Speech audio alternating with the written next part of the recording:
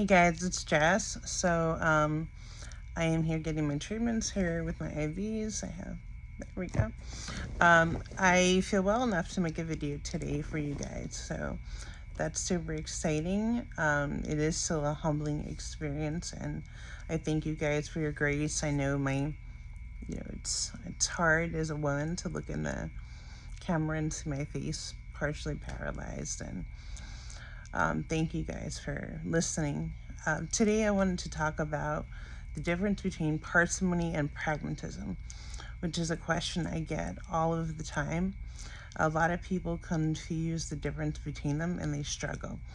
And that's really because parsimony isn't listed as one of the philosophies of science or attitudes of science or conceptually it's not listed as one of the dimensions of ABA. But it is something you want to know and be familiar with. So the difference between parsimony and pragmatism is parsimony is talking about the simplest explanation for something. So it's going to give you a description of why something's happening, and then you're supposed to rule out anything that's complicated, and you're going to go with the simplest explanation.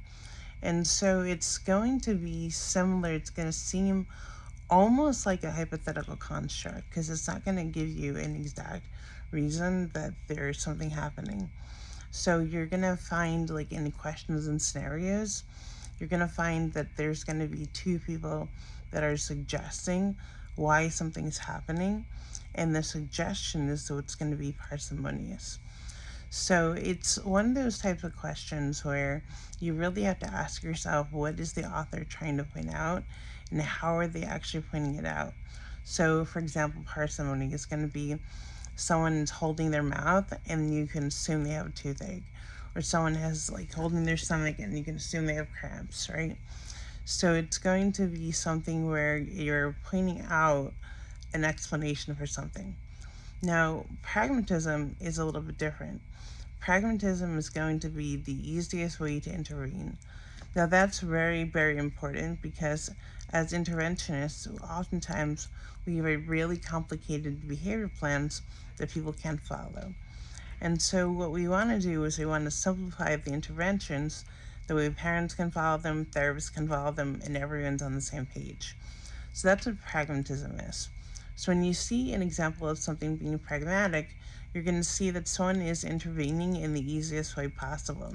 Maybe they're using a group dependency, maybe they're just doing a simple token word, but it's going to be pointing out that they're intervening in the easiest way they possibly can, which again is what we should be doing as interventionists. Now, I just want to point out parsimony one more time. A lot of people confuse parsimony and pragmatism, and that's because they both are simple, right? They both have that keyword simple. So if you see the word simple, it could be a keyword for either one of those things. But believe it or not, determinism and parsimony are the most confused terms, and people don't realize that.